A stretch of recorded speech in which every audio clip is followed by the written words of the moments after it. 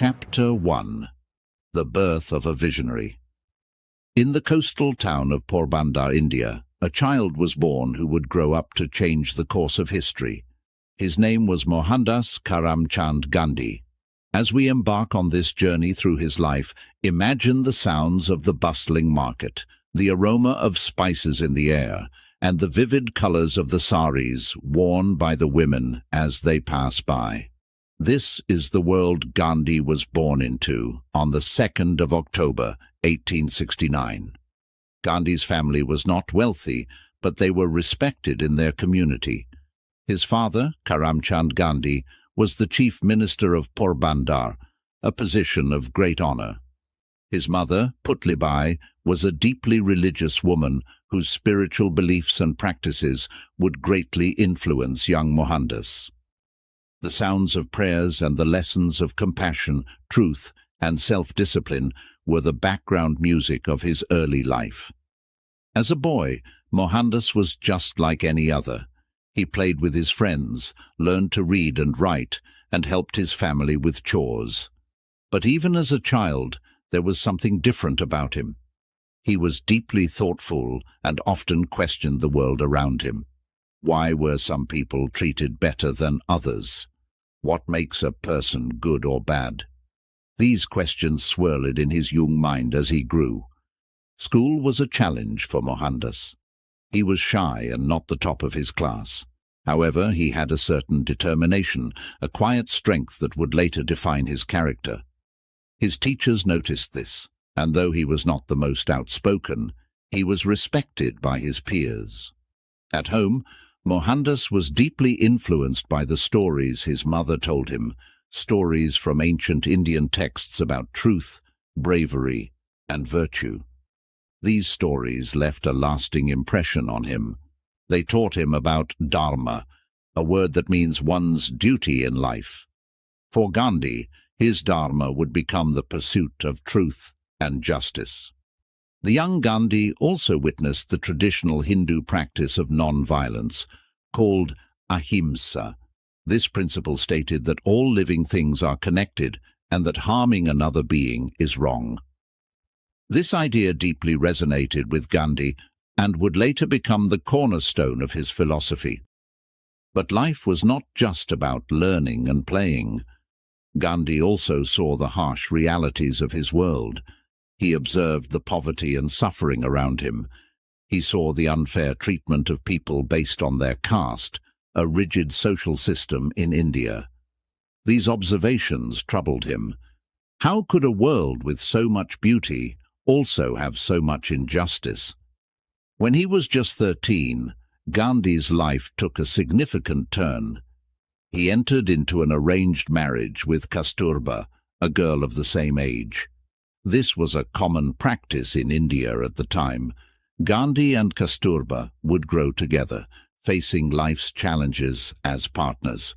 She would become his support, his critic, and a vital part of his journey. As a teenager, Gandhi faced personal struggles. He had to balance the expectations of his family with his own desires and doubts. He wanted to make his parents proud, especially his father, who was a great moral influence on him. But he also wanted to find his path, to understand what kind of man he wanted to become. In his late teens, an opportunity arose that would set the stage for Gandhi's future. He was given the chance to study in England and become a lawyer. This was a big decision. It meant leaving his family, his home, and everything familiar to him. But Gandhi was ready for this challenge. He saw it as a way to learn about the world and to prepare himself for the great work that lay ahead. So, with a mixture of excitement and apprehension, Gandhi set sail for England. As the shores of India faded into the distance, a new chapter in his life was beginning. This journey would not only shape his future, but would lead him on a path to become one of the most influential figures in history. As we close this chapter on Gandhi's early years, let's reflect on the small boy from Porbandar, who grew up to be a beacon of hope and change. His journey teaches us about the power of questions, the importance of truth, and the strength that lies in quiet determination. Gandhi's life is a testament to the fact that every great journey begins with a single step, and every visionary starts as a child, looking at the world with wonder and questions. So, as we turn the page, let's carry with us the sounds, sights, and lessons of Gandhi's early years. Let's remember that within every child lies the potential to change the world. And let's ask ourselves, what will be our first step on the journey to making a difference? For Gandhi, it was a quest for truth and justice. What will yours be? Chapter 2. Student in London. Picture a young Mohandas Gandhi, just 18 years old, stepping off a ship onto the bustling docks of London. The year is 1888, and this is Gandhi's first step into a world vastly different from the one he knows. The air is filled with the sounds of carriages and the chatter of a city, alive with energy and possibility. This is the beginning of a new chapter, a time that would shape Gandhi's path in profound ways.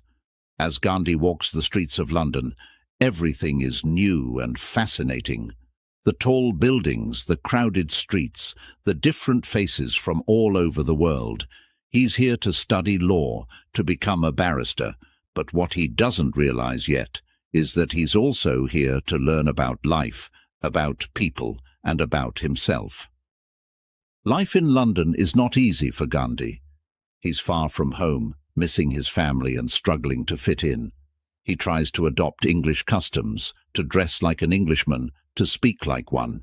He even takes dance lessons. But inside, he feels out of place. He's searching for something, but he doesn't quite know what. Studying law is challenging. The books are thick, the concepts complex. But Gandhi is determined. He spends hours in the library poring over texts, trying to grasp the principles of Western law. He's intrigued by the ideas of justice and fairness, ideas that will later become central to his philosophy. But it's not all study and struggle. Gandhi also discovers a world of new ideas in London. He attends debates, reads voraciously, and meets people with different perspectives. He's introduced to the works of great thinkers, to the writings on religion, philosophy, and equality. These ideas open his mind and stir something deep within him. One of the most significant moments during his time in London is when Gandhi comes across the Bhagavad Gita, an ancient Indian text. He reads it in English, and it's like a light turning on. The Gita speaks to him, its message of duty and righteousness resonating with his own search for truth. It's a spiritual turning point for Gandhi, one that will guide him for the rest of his life. But Gandhi's time in London is not just a journey of the mind, it's also a journey of the heart. He faces loneliness and doubt. He misses his mother's gently presence and his family's warmth. He struggles with his own desires and the expectations of those back home. It's a time of inner turmoil, but also of growth. As Gandhi's studies come to an end, he's a changed man. He's not just a barrister, he's someone who's seen a different part of the world, who's been exposed to new ideas and who's faced his own inner battles. He's ready to return to India, but he's not the same young man who left. As we close this chapter on Gandhi's time in London, let's reflect on the journey of a young man in a foreign land. He walked the streets of London with wide eyes, took in the sights and sounds of a world different from his own, and through it all found a deeper sense of purpose.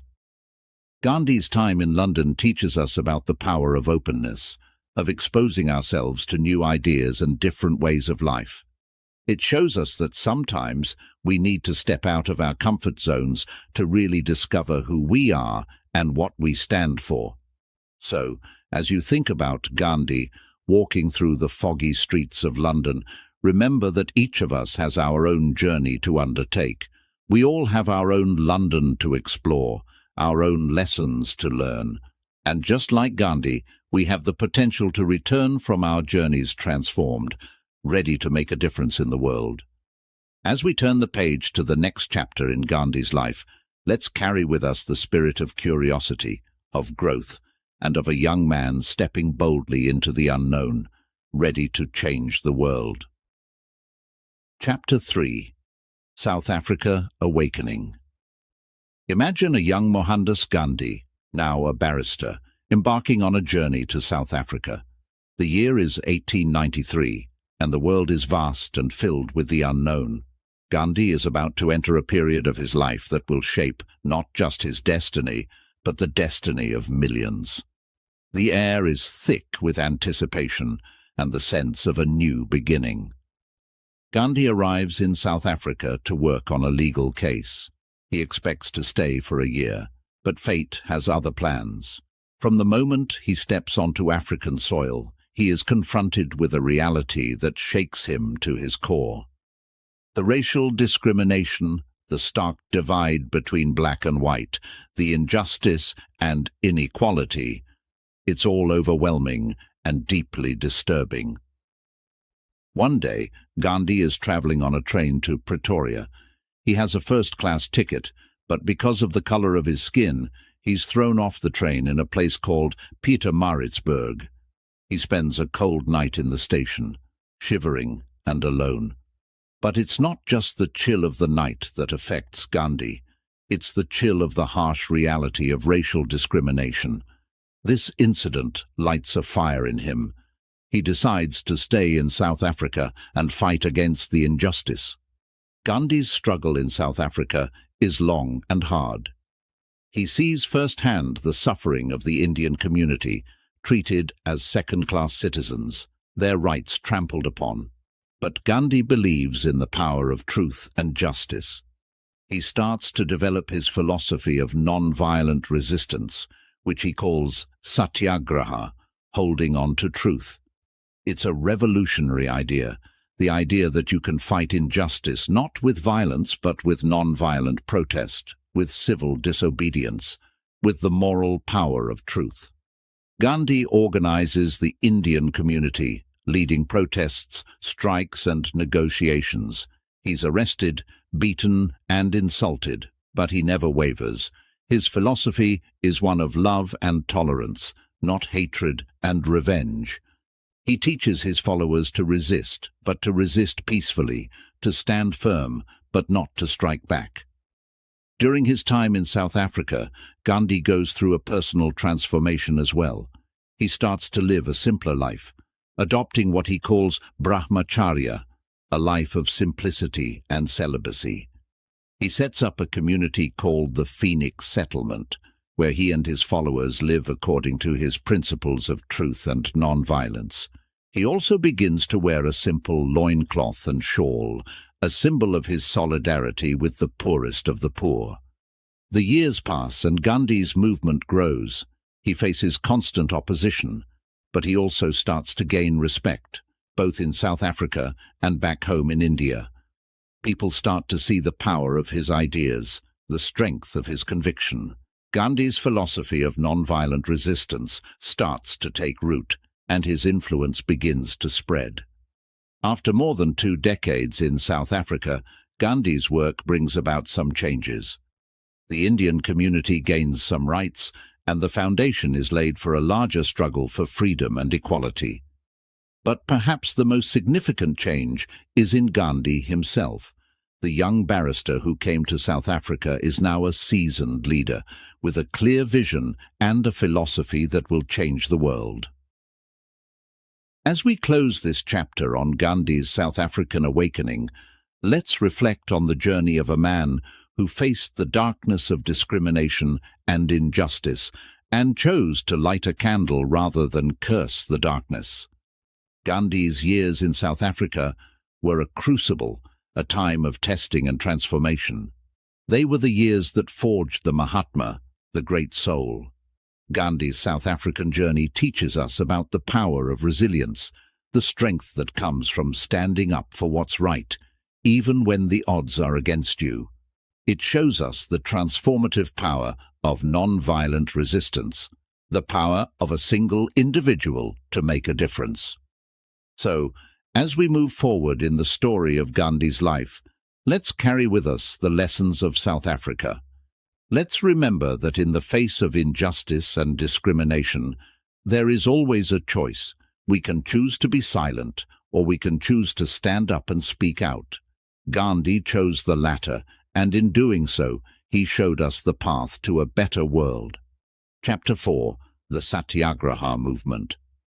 As we turn the pages of history to the next chapter in Gandhi's life, we find ourselves back in India. The year is 1915, and Gandhi has returned to his homeland after 21 years of living and struggling in South Africa. He's come back not just as Mohandas, the barrister, but as Mahatma, the great soul, armed with a powerful idea, Satyagraha. Satyagraha is a term that Gandhi coined himself.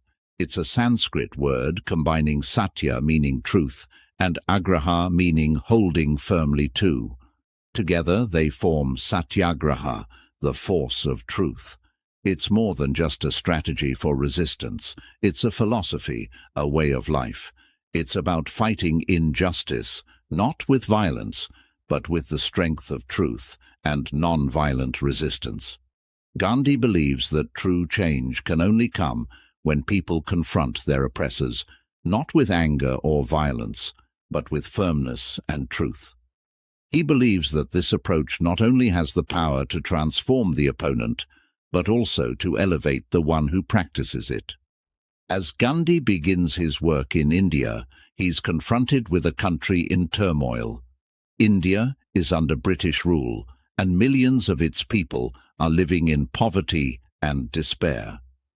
The cries for freedom and change are growing louder, and Gandhi knows that the time for Satyagraha has come. His first big challenge is in Champaran, a district in Bihar.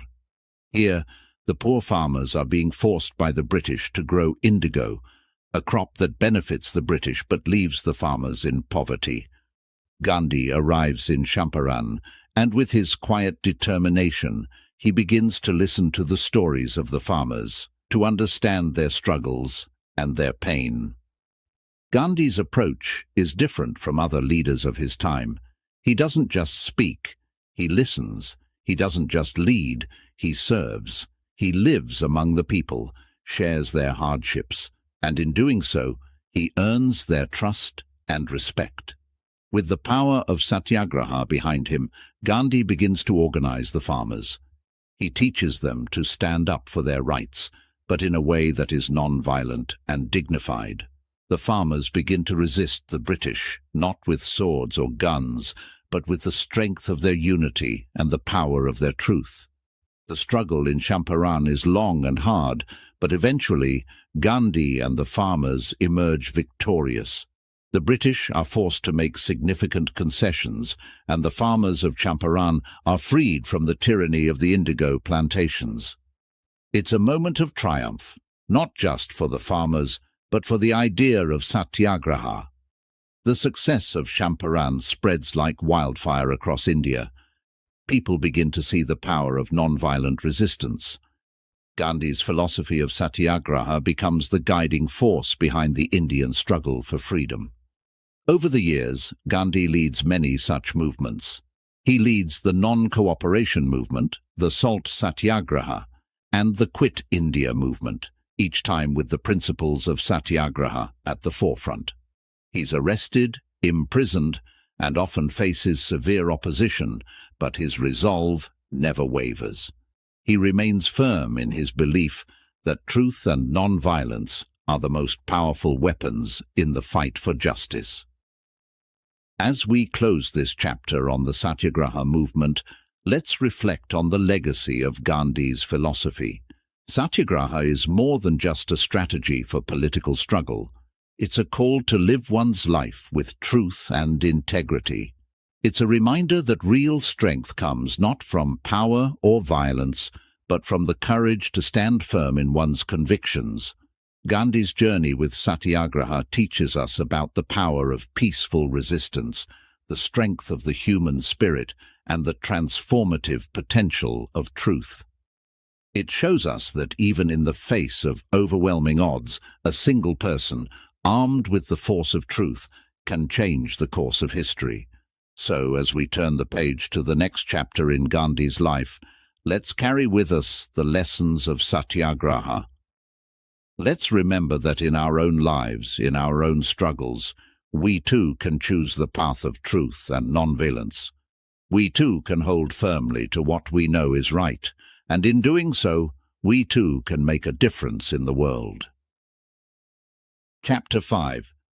The Salt March. In the early morning light of March 12, 1930, a small, determined man takes his first steps on a journey that will become a landmark in history. This man is Mahatma Gandhi, and he's embarking on the Salt March, a defiant act of civil disobedience against British rule in India. The air is filled with a sense of anticipation, a feeling that something momentous is about to unfold. The British have imposed a salt tax, making it illegal for Indians to collect or sell salt, a staple in their diet. This tax is deeply symbolic, representing the broader oppression and control exerted by the British over the Indian people. Gandhi sees this as an opportunity, a way to unite the nation against the unjust laws of the British Empire. He plans to march 240 miles from his ashram in Sabarmati to the coastal village of Dandi, where he will make salt from the sea, breaking the British law. As Gandhi sets out on this journey, he's not alone. Dozens of supporters join him, and with each passing mile, more and more people flock to his side. They come from all walks of life, men and women, young and old, rich and poor. They are united by a common cause, a shared belief in the power of non-violent resistance. The march is a physical challenge, with the hot Indian sun beating down and the long road stretching out ahead. But Gandhi and his followers press on, their spirits high, their resolve unbreakable. They walk through villages and towns, and everywhere they go, they are greeted by crowds of supporters. People pour out of their homes to offer food, water, and encouragement. The march becomes a wave of humanity, moving steadily towards the sea. As the days pass, the march gains momentum. It captures the imagination of the nation and the attention of the world. Newspapers and radios buzz with news of Gandhi's bold challenge to British authority. The British government is alarmed.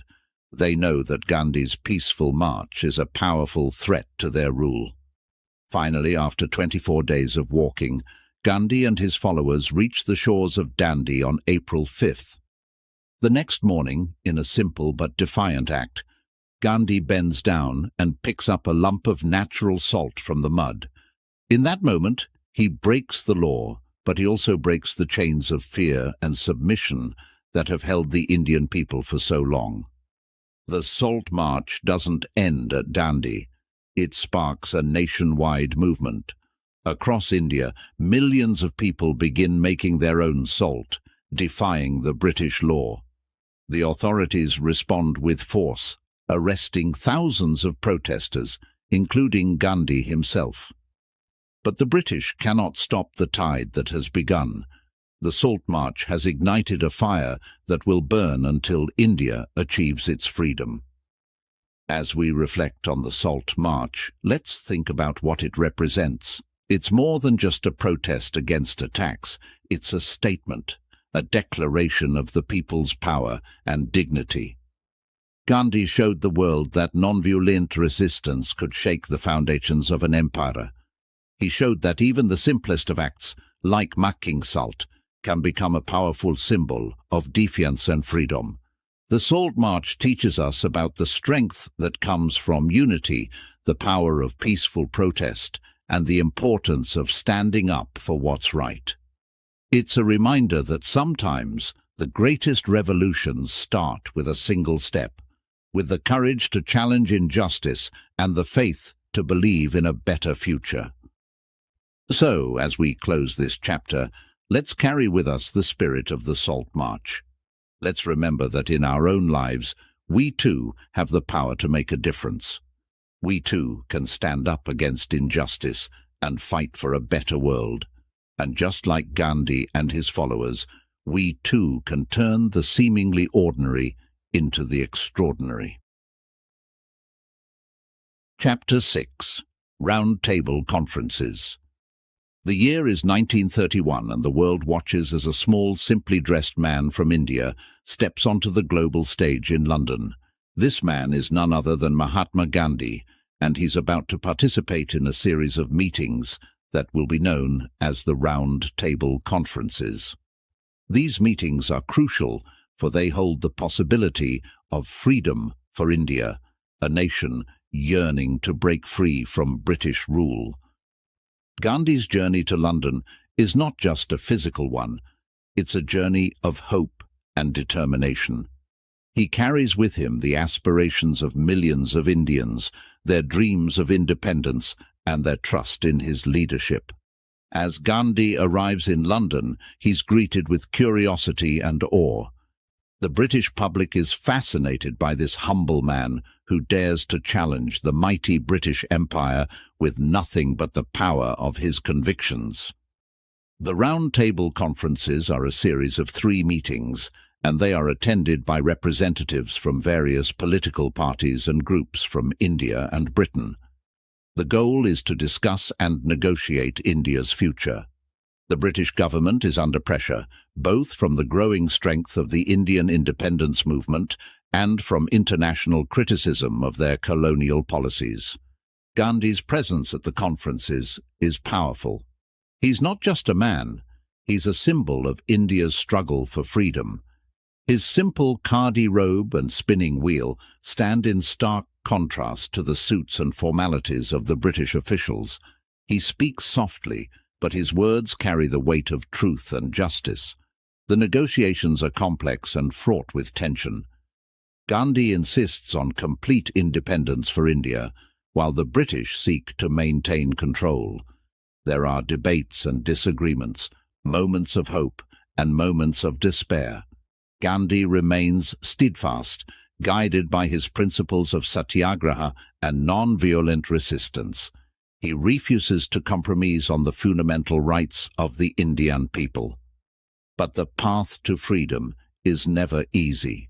The conferences are marred by divisions and conflicts, not just between the British and the Indians, but also among the various Indian representatives. The question of how to ensure the rights and representation of different religious and social groups in an independent India is particularly contentious. Despite the challenges, Gandhi's presence at the Round Table Conferences is a statement. It's a message to the world that India is no longer willing to be a subject of the British Empire. It's a demonstration of the power of peaceful resistance, of the strength that comes from moral conviction, and the courage to stand up against injustice. The conferences conclude without a clear path to independence, but they are not in vain. They mark a significant moment in the struggle for Indian freedom, a moment when the voices of the Indian people were heard on the world stage. They also reveal the deep divisions and challenges that India must overcome to achieve true unity and freedom. As we reflect on the Round Table Conferences, let's think about what they represent. They're a reminder that the road to freedom is often long and difficult, filled with obstacles and setbacks, but they also show us that dialogue and negotiation are important, that having a seat at the table is a crucial step towards change. Gandhi's participation in the conferences teaches us about the importance of perseverance, of holding firm to one's principles even in the face of opposition.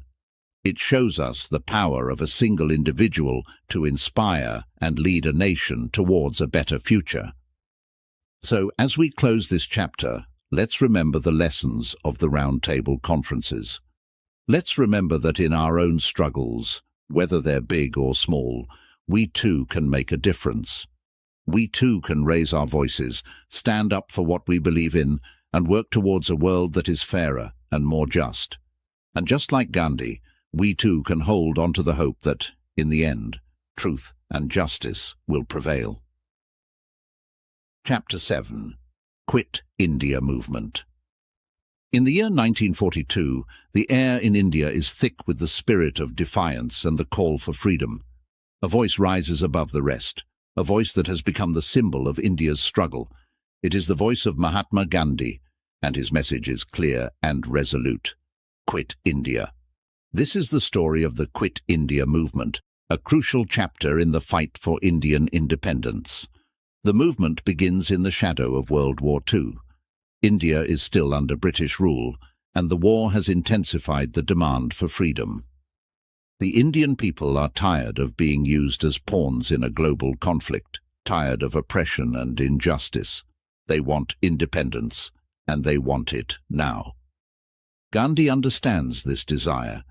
He knows that it's time for action, time to escalate the campaign against British rule. On the 8th of August 1942, Gandhi addresses a massive crowd in Mumbai. His speech is a call to action, an appeal for a non-violent struggle. He tells the people, "We shall either free India or die in the attempt." These words ignite a fire across the nation. The Quit India movement has begun. The movement is a mass protest, a nationwide uprising. It's not just political leaders and activists, it's everyone, men, women, young, old, rich, poor. People from all walks of life come together with a single demand: the British must leave India. They organize strikes, demonstrations, and acts of civil disobedience. The streets are filled with the chants of "Quit India," but the path of non-violent resistance is met with violent repression. The British government cracks down on the movement with all its might. Leaders are arrested, protesters are beaten, and the press is censored. Gandhi himself is arrested along with many other leaders, taken away in the darkness of the night. The movement seems leaderless, but the people are not deterred. Even in the face of harsh repression, the spirit of the movement doesn't die. It takes on new forms, adapts, and continues. Secret radio broadcasts keep the flame of resistance alive. Underground pamphlets spread the message of defiance. The Indian people show an incredible resilience, a strength that comes from their unity and their belief in the cause of freedom. The Quit India movement is more than just a protest. It's a turning point. It shows the world that India's demand for independence cannot be ignored. It proves that the Indian people are ready to govern themselves, ready to throw off the shackles of colonial rule. The movement shakes the foundations of the British Empire and makes it clear that their time in India is coming to an end. As we reflect on the Quit India movement, let's think about what it represents. It's a story of courage and determination, of a people standing up against an empire. It's a reminder that the power of non-violent resistance is not in its ability to inflict harm, but in its ability to inspire and unite. The movement teaches us about the strength that comes from solidarity, the power of a united voice against injustice.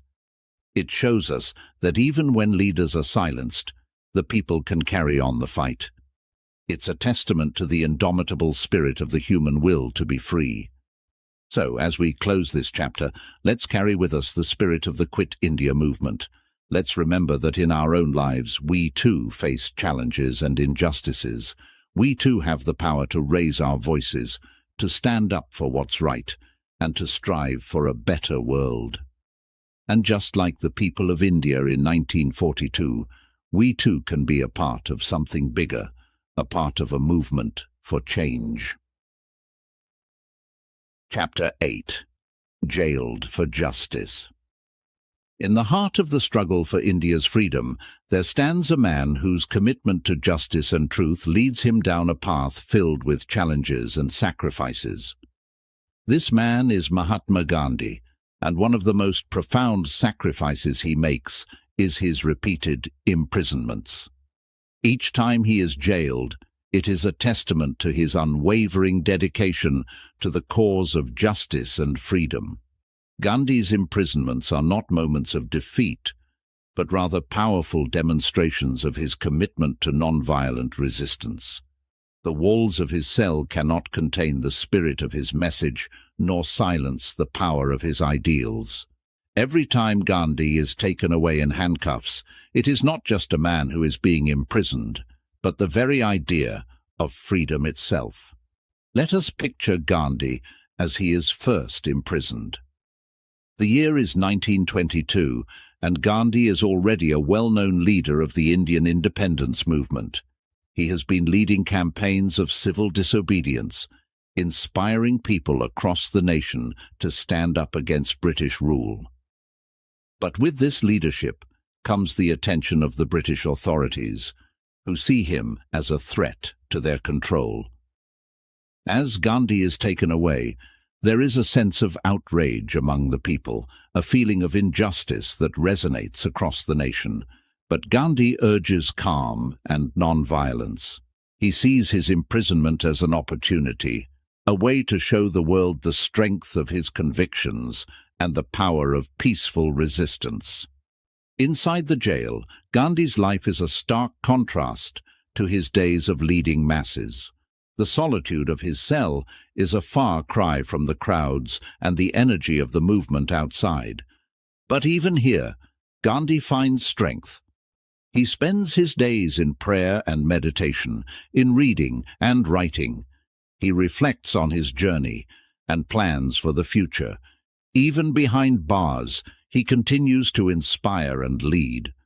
Throughout the years, Gandhi's imprisonments become almost a routine part of his struggle. He is arrested several times, each time for his unwavering commitment to the cause of Indian independence. But with each imprisonment, his resolve only strengthens, and his legend grows. The personal cost of these repeated imprisonments is high. Gandhi's health suffers. He grows weaker with each jail term. His time away from family and the movement he leads is a heavy burden.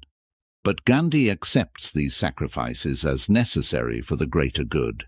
He believes that his suffering is a small price to pay for the freedom and justice of millions.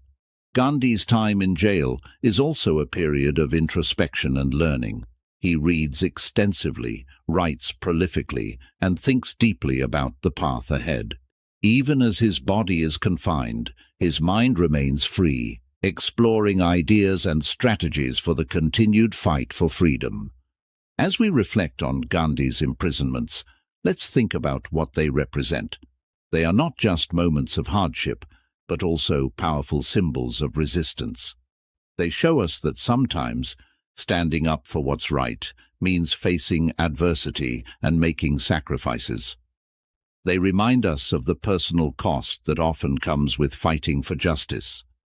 Gandhi's time in jail teaches us about the strength of the human spirit, about the power of an individual to make a difference.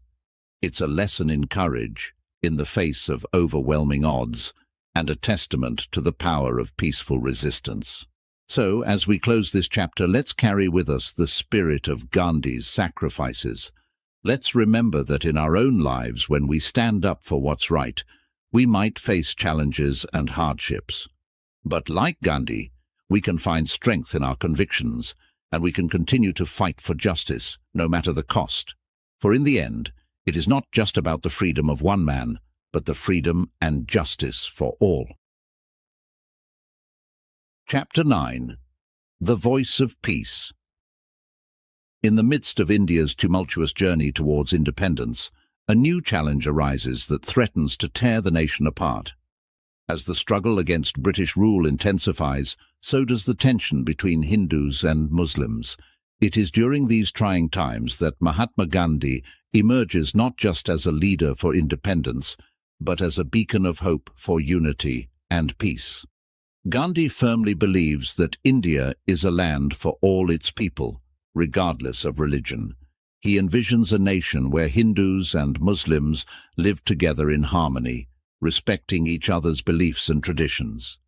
However, as the political landscape becomes more complex and divisive, Gandhi's vision is put to the test. The air is thick with mistrust and fear, with incidents of violence flaring up in various parts of the country. Communities that once lived together are now looking at each other with suspicion. But amidst this chaos, Gandhi's voice rings out clear and strong. calling for peace, for brotherhood, for understanding. Gandhi embarks on a mission to bring healing to the nation. He travels to areas hit by communal violence, walking through streets that have witnessed bloodshed and sorrow. He meets with leaders from both communities, urging them to put aside their differences and work together for the greater good of the nation.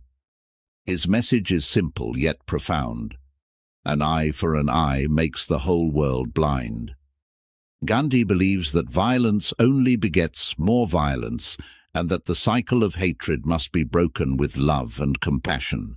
He advocates for ahimsa, or non-violence, not just as a strategy for political struggle, but as a way of life, a means to overcome hatred and division.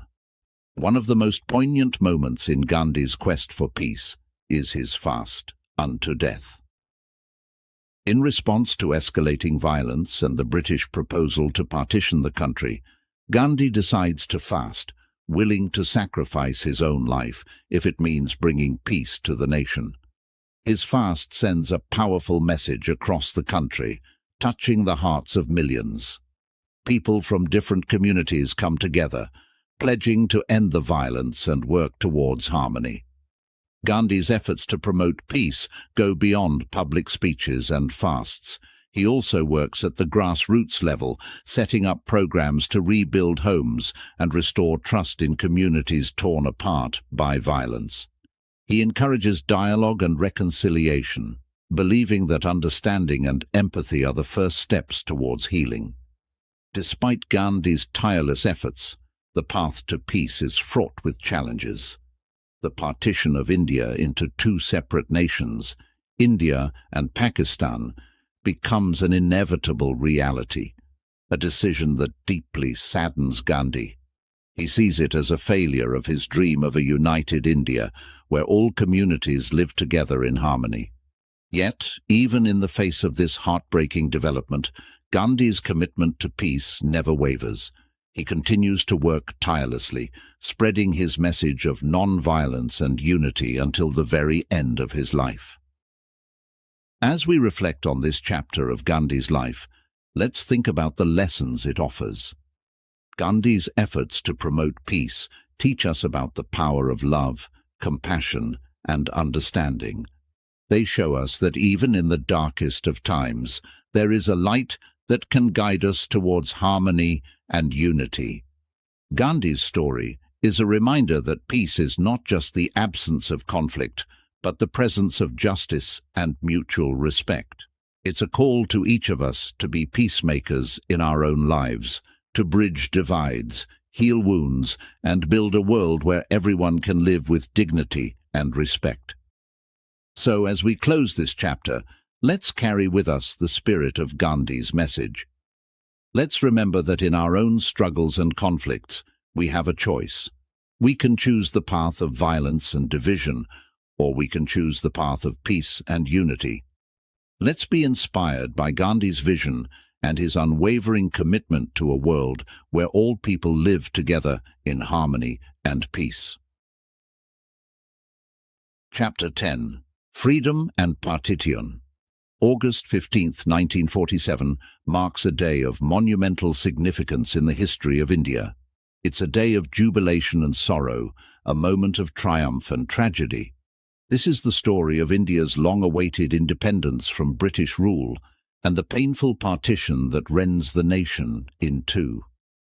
As we delve into this chapter, we witness the duality of emotions that sweep across the land, the dreams fulfilled and the dreams shattered. The struggle for freedom, led by Mahatma Gandhi and countless other freedom fighters, has finally borne fruit. India awakens to a new dawn, a dawn of self-rule, of possibilities, and of hope. The air is thick with celebration, the sky alight with fireworks. People dance in the streets, their faces alight with joy. After centuries of colonial rule, India is free at last. But amidst the celebrations, there's a shadow that looms large. The joy of independence is marred by the heart-wrenching reality of partition. India is to be divided into two nations, a predominantly Hindu India, and a predominantly Muslim Pakistan.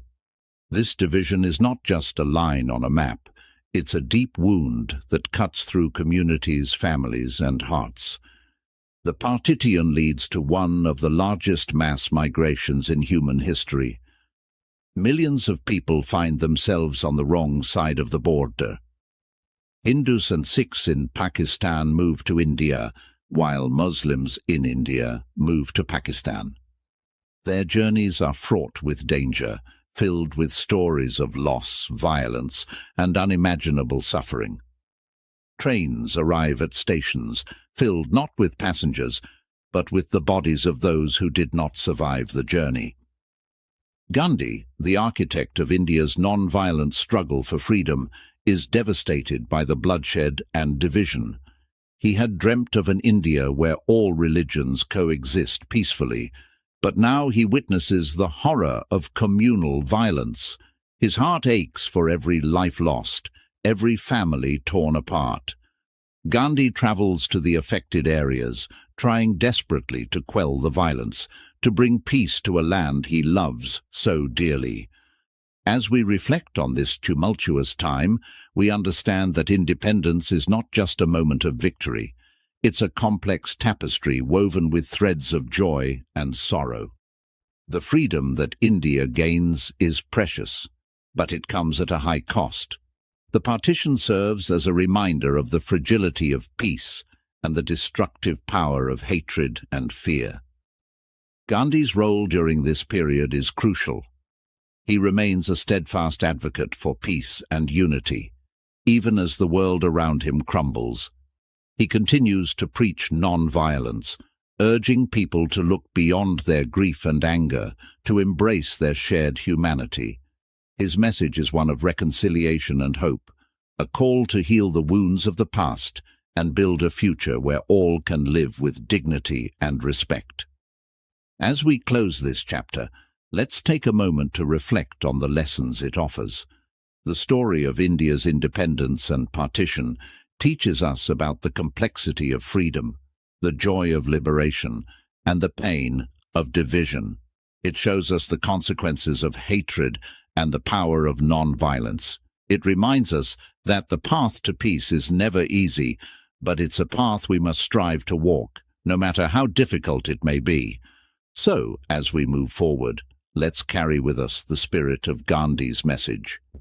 Let's remember that in our own lives, we too face choices between division and unity, between hatred and understanding. Let's choose the path of peace and reconciliation, the path that leads to a world where all are free to live in harmony and mutual respect.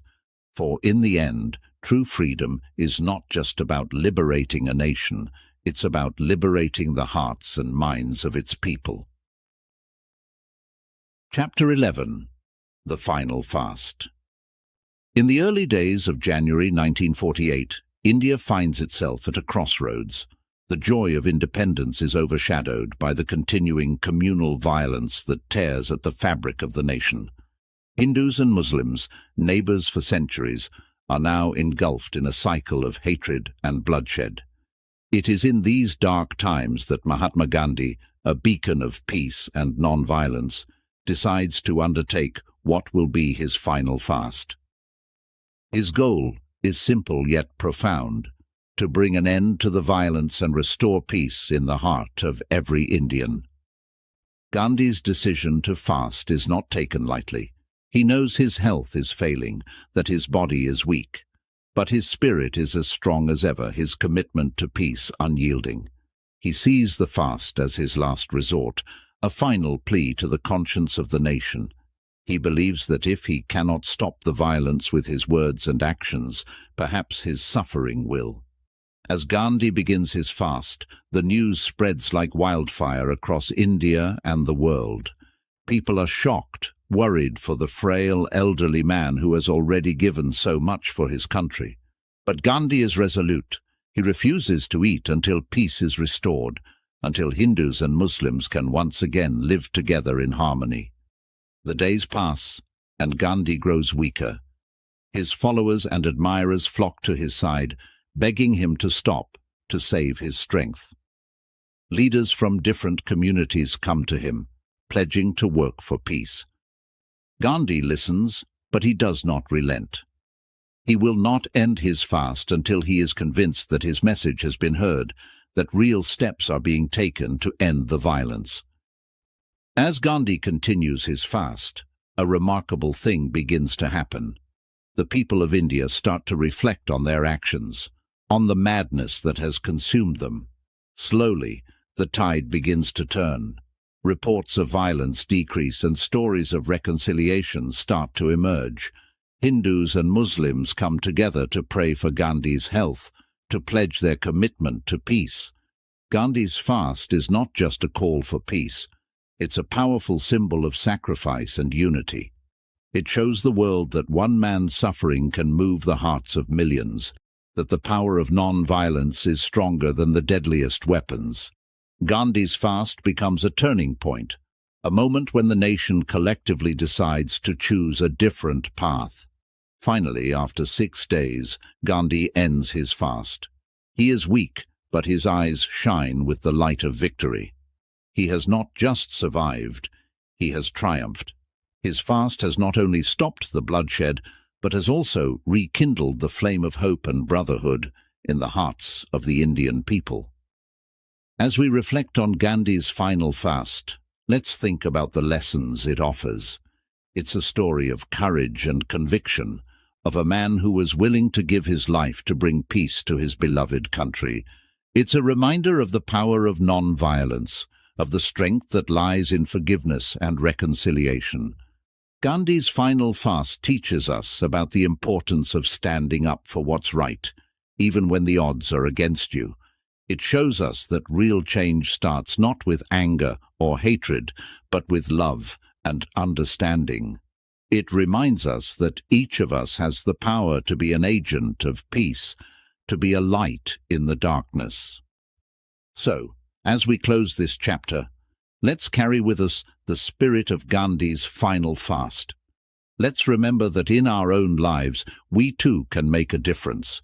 We too can choose the path of peace and non-violence. And just like Gandhi, we too can be a beacon of hope and a force for good in the world.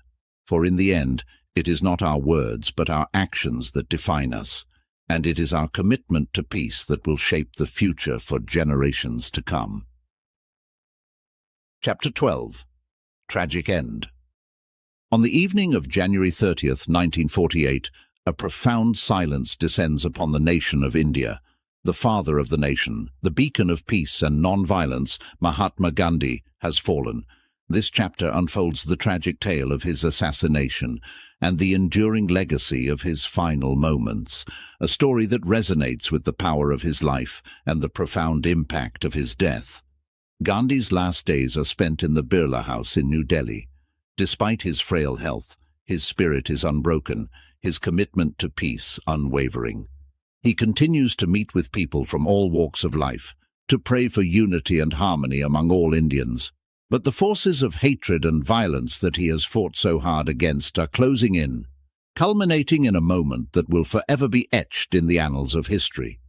On that fateful evening, as Gandhi walks to his daily prayer meeting, a man steps forward. He bows in respect, and then, in a devastating act of violence, he fires 3 bullets into Gandhi's chest. The Mahatma falls, his last words reportedly, "Hey Ram," an invocation of the name of God. The news of Gandhi's assassination spreads like wildfire, plunging the nation and the world into shock and mourning. People gather in the streets, tears streaming down their faces, their hearts heavy with grief.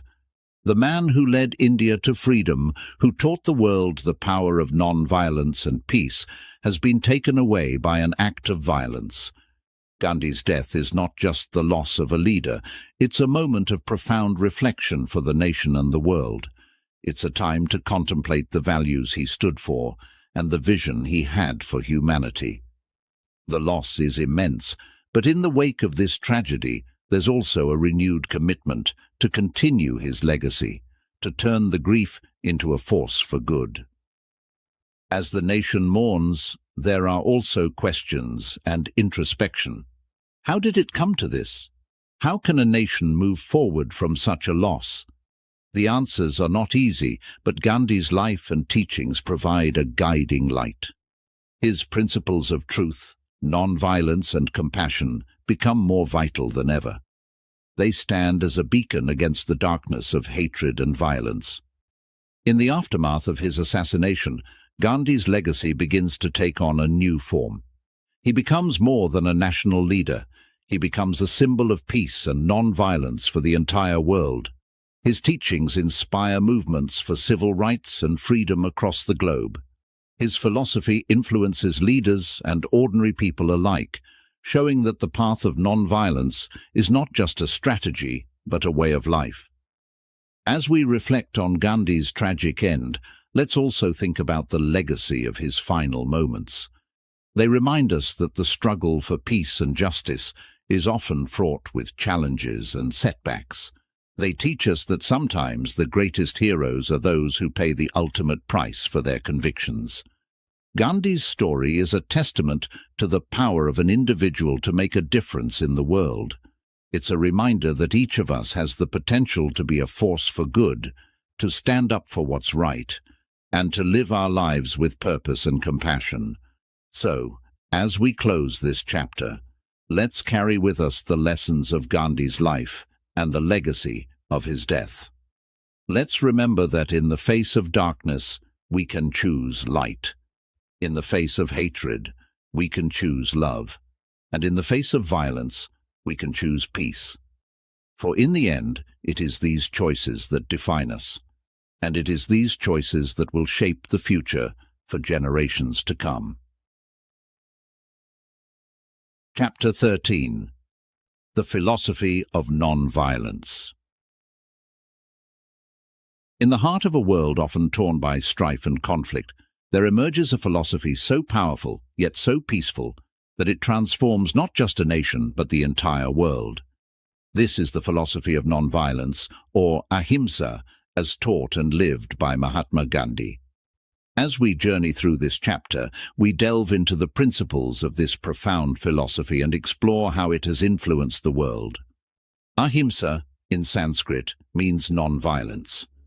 But to Gandhi, it's much more than just the absence of violence. It's a way of life, a guide to living with love, respect, and compassion for all beings. Gandhi believes that non-violence is the highest form of bravery, not the coward's refuge. It's the force that unites, that heals, that brings about change without inflicting harm. The roots of Gandhi's philosophy of non-violence are deep. They are planted in the fertile soil of ancient Indian traditions, nurtured by his personal experiences, and blossomed through his tireless work for India's independence and social reform. He draws inspiration from various religious texts, including the Bhagavad Gita, the Bible, and the Quran, finding common ground in their teachings of love and compassion.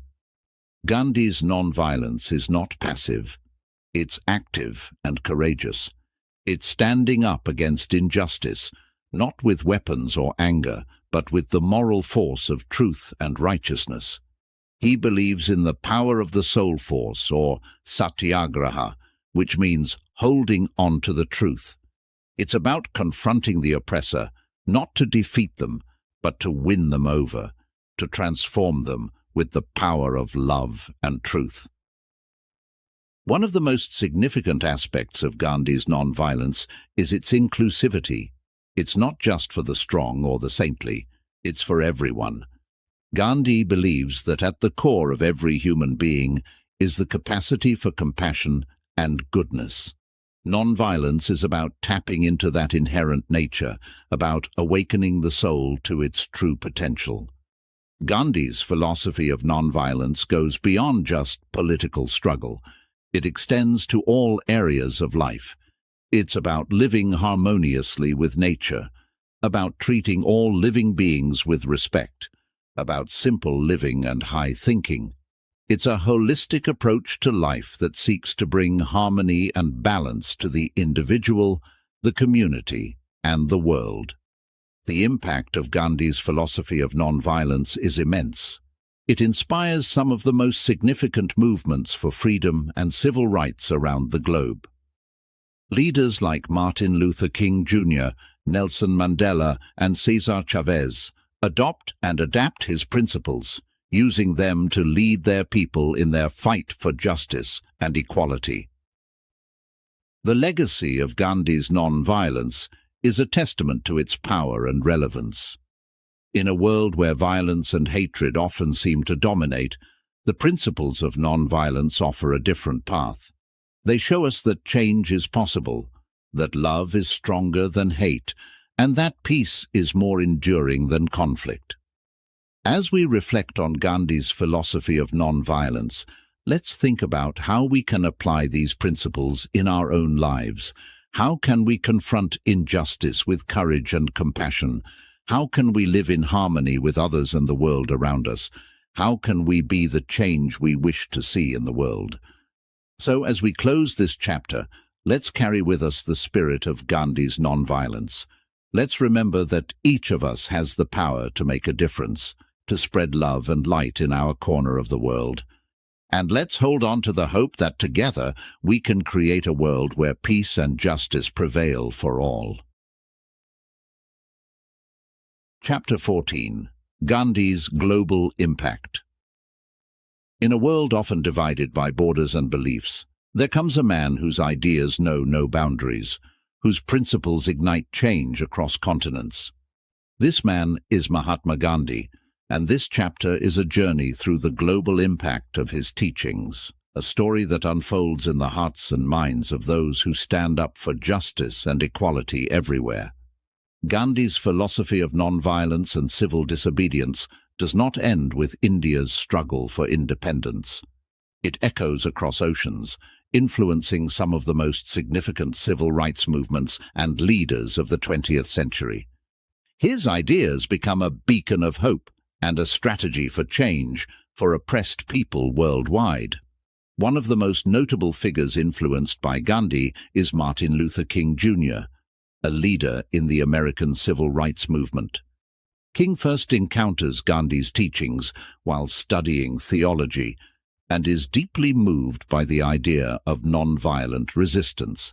He sees in it a powerful way to combat the deep-seated racism and segregation in the United States. King adapts Gandhi's principles to the American context, using them to lead historic campaigns like the Montgomery bus boycott and the March on Washington. His "I Have a Dream" speech resonates with the echoes of Gandhi's vision, a call for freedom and equality delivered with the moral force of non-violence. King's work leads to significant changes in American laws and society, but perhaps more importantly, it inspires millions to believe in the power of peaceful protest. Halfway across the world in South Africa, another leader finds inspiration in Gandhi's teachings. Nelson Mandela, in his long fight against apartheid, incorporates the principles of non-violence and civil disobedience. Though his journey includes both peaceful protests and armed resistance, Mandela's long-term vision is one of reconciliation and unity, a vision deeply influenced by Gandhi's teachings. Mandela's leadership eventually leads to the end of apartheid, and his presidency marks the beginning of a new era for South Africa. His focus on forgiveness and reconciliation echoes Gandhi's belief in the power of love and understanding to heal even the deepest wounds. But the influence of Gandhi's ideas is not limited to these famous leaders. It spreads to countless other movements and struggles around the world. From the Solidarity movement in Poland to the pro-democracy protests in Tiananmen Square, Gandhi's legacy is evident wherever people stand up peacefully against oppression and injustice. Gandhi's global impact is a testament to the universal appeal of his ideas. His philosophy of non-violence speaks to the common human desire for peace and justice. It offers a way to fight against oppression that doesn't perpetuate the cycle of violence and hatred. It's a message of hope and empowerment, a call to action that resonates in every corner of the globe. As we reflect on Gandhi's global impact, Let's think about the power of ideas to cross borders and change the world. Gandhi's teachings remind us that we are all connected, that our struggles are not isolated, and that our actions can inspire and influence people far beyond our immediate surroundings. Gandhi's story is a reminder that each of us has the power to make a difference, to contribute to the global fight for justice and peace. His legacy challenges us to look beyond our differences and work together for a better world. So, as we close this chapter, let's carry with us the spirit of Gandhi's global impact. Let's remember that the principles of nonviolence and civil disobedience are not just historical strategies, but living ideas, tools that we can use in our own lives and communities. And let's hold on to the hope that, together, we can continue Gandhi's work, building a world where freedom and justice prevail for all. Chapter 15. Personal Life and Struggles. Behind the grandeur of his public life and the monumental impact of his work, Mahatma Gandhi was also a man of flesh and blood, with a family and personal struggles that shaped his journey. This chapter draws back the curtain to reveal the man behind the Mahatma, exploring his personal life and the challenges he faced in his quest for truth and justice. Born in Porbandar, India, in 1869, to Karamchand and Putlibai Gandhi, Mohandas was the youngest of his siblings. His father was a chief minister, and his mother was a deeply religious woman. Their influence on young Mohandas was profound, instilling in him values of truth, duty, and non-violence, which would later become the cornerstones of his philosophy. Gandhi's personal life was marked by early upheavals. At the tender age of 13, he was married to Kasturba, a girl of the same age, in an arranged marriage. This was a common practice in India at the time, but it was a responsibility that both Gandhi and Kasturba had to grow into. Their marriage was not without its challenges, but it matured into a deep partnership. Kasturba became an integral part of Gandhi's life and work, supporting and participating in his struggles and movements. As a young man, Gandhi left for London to study law, a decision that was both an adventure and a challenge. He struggled with loneliness and the dilemma of adapting to Western culture while staying true to his roots. His time in London was a period of self-discovery and learning, shaping his thoughts and beliefs. Upon his return to India and later in South Africa, Gandhi faced numerous personal and professional challenges. He confronted racial discrimination firsthand and grappled with the realities of injustice and oppression. These experiences were pivotal, turning him towards activism and shaping his approach to fighting for rights and freedom. Despite his growing public life, Gandhi's personal struggles continued. He strove for personal and spiritual development, adopting a life of simplicity and self-discipline. His practices, including celibacy and a minimalist lifestyle, were often challenging not only for him but also for his family.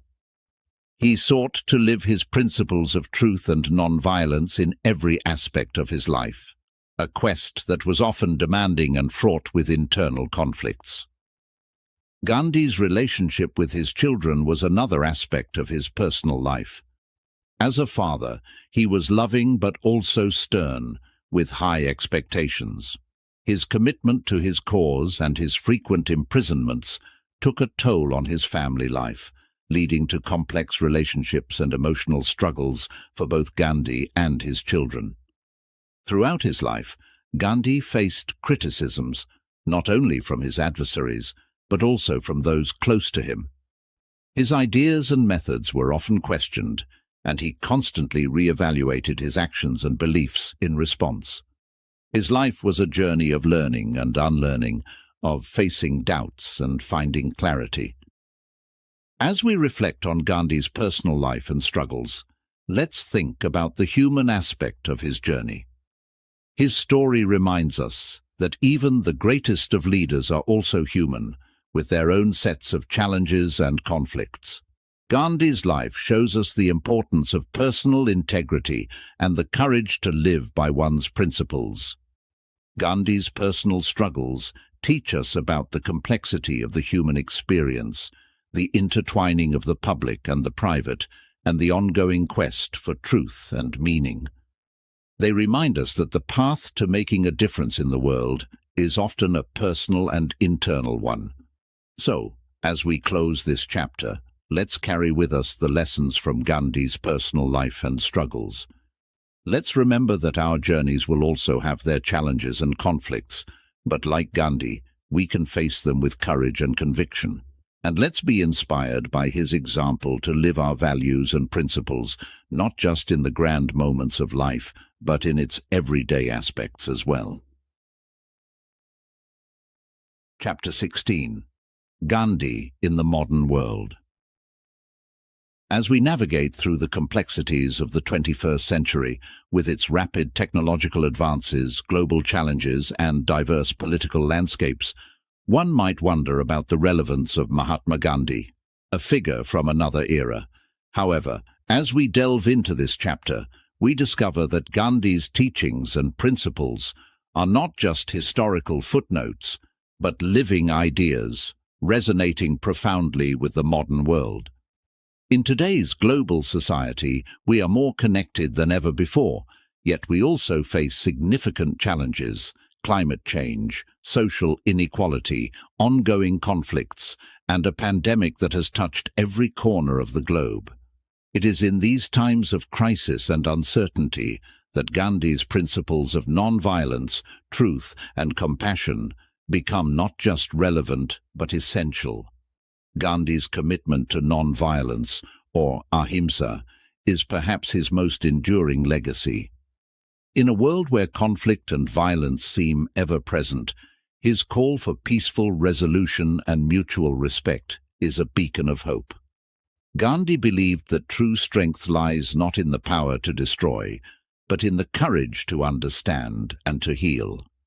This principle is as applicable in resolving personal disputes as it is in international diplomacy. His concept of satyagraha, or the force of truth, is another principle with profound implications for the modern world. In an age of misinformation and fake news, Gandhi's emphasis on truth and integrity is a call to each of us to seek and uphold truth in our lives and societies. It's a reminder that real change starts with being truthful, first to ourselves and then to the world. Gandhi's teachings also extend to issues of social justice and equality. He spent his life fighting against discrimination and advocating for the rights of the marginalized. Today, as movements for racial, gender, and economic equality gain momentum across the world, Gandhi's commitment to social justice and his methods of peaceful protest continue to inspire and guide new generations. Moreover, Gandhi's philosophy of simple living is profoundly relevant in our consumer-driven world. As we grapple with environmental crises and the unsustainable exploitation of resources, his message of living simply, so that others may simply live, offers a path to sustainability and harmony with nature. Gandhi's impact is not confined to any one nation or culture. It's global. His life and teachings have inspired individuals and movements worldwide, from Martin Luther King Jr. and the civil rights movement in the United States to Nelson Mandela and the fight against apartheid in South Africa. His legacy is a testament to the universal appeal of his message and the broad scope of his influence. As we reflect on Gandhi's relevance in the modern world, let's consider how his teachings can apply to our lives and our communities. How can we embody the principles of nonviolence and truth in our actions? How can we contribute to a more just and peaceful world? Gandhi's life reminds us that change starts with the individual, that each of us has the power and the responsibility to make a difference. So, as we close this chapter, let's carry forward the spirit of Gandhi into the modern world.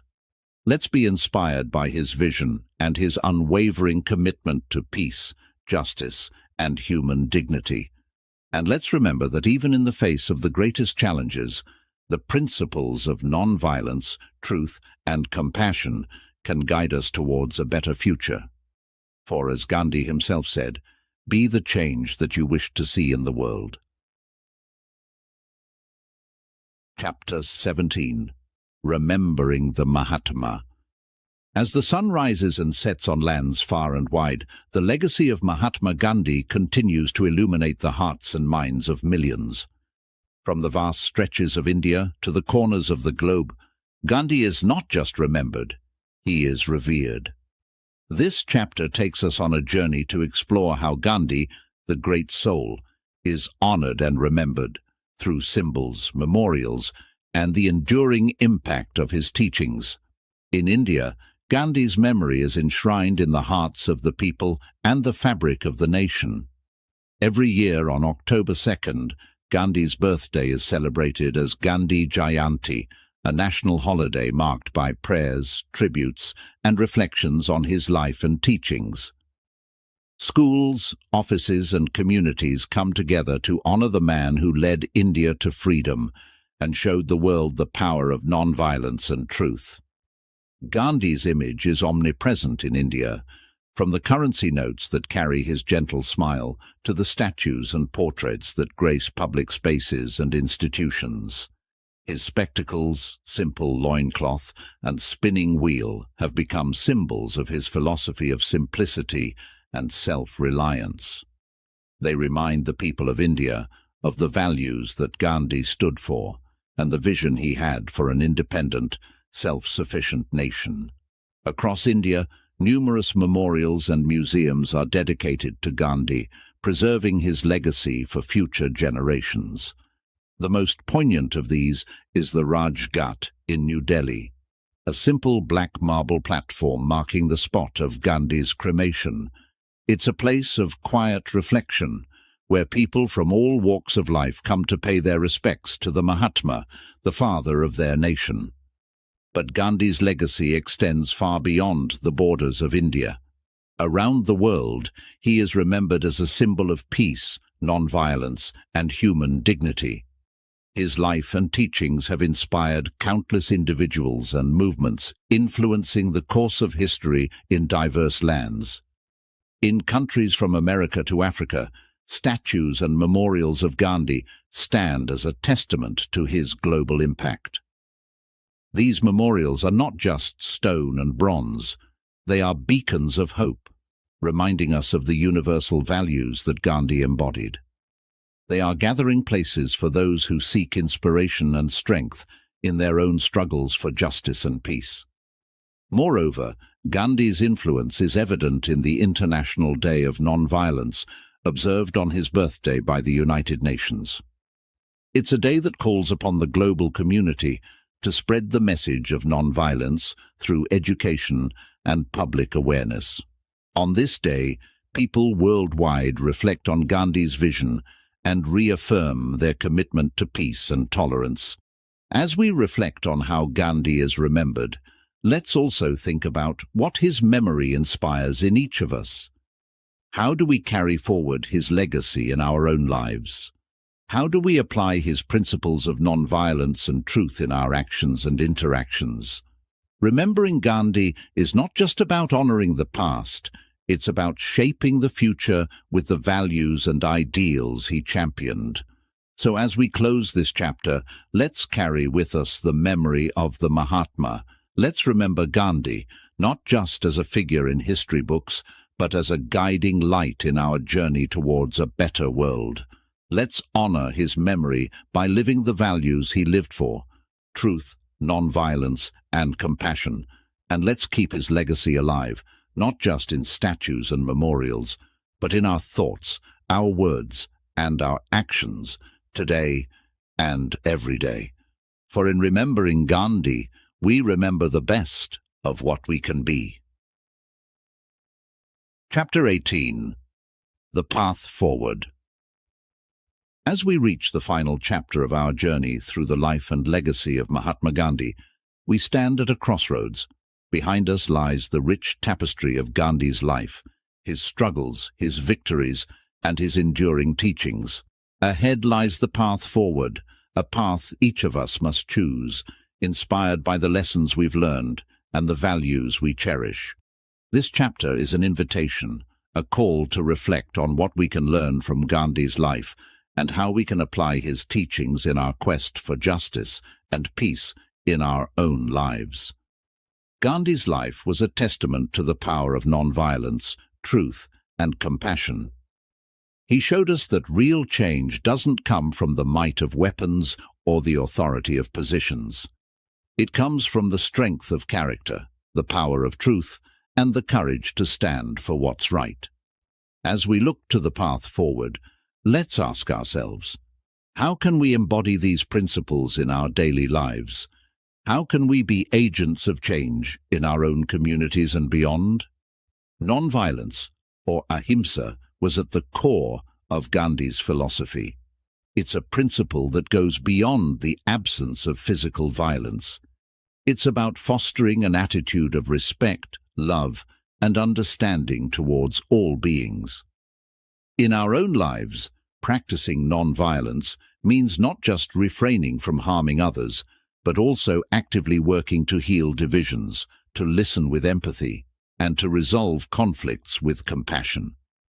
It means standing up against injustice, not with anger or hatred, but with a firm commitment to peace and fairness.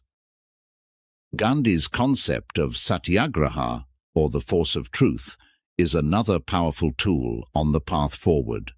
In an age where misinformation and half-truths can spread like wildfire, committing to truth is more important than ever.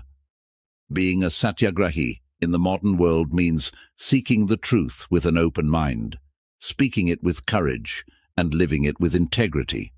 It means being honest in our dealings, accountable for our actions, and transparent in our intentions. One of the most profound lessons from Gandhi's life is the idea of sarvodaya, the welfare of all. Gandhi believed that true progress is not just about the growth of the few, but the upliftment of all, especially the most marginalized and disadvantaged.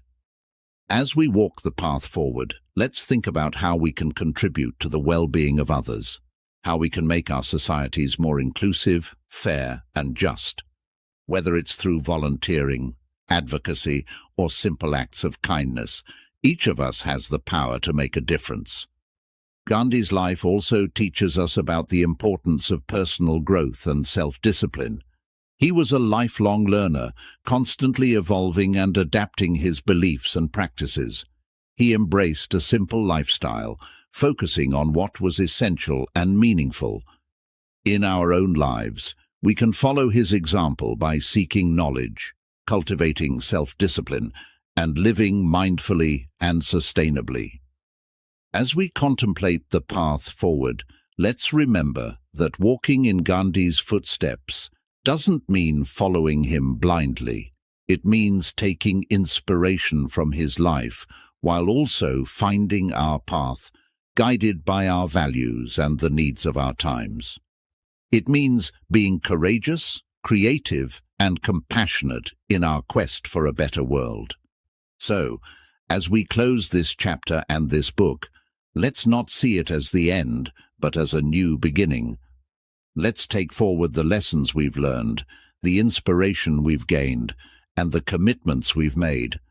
Let's walk the path of non-violence, truth, and compassion, not just in memory of Gandhi, but as a testament to our belief in the ideals he stood for. The path forward may not be easy, but it's the path worth taking.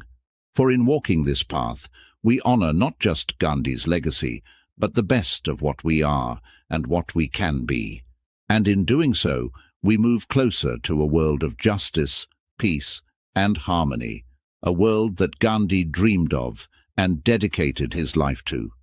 So let us begin this journey today, with hope in our hearts and the light of Gandhi's teachings to guide us.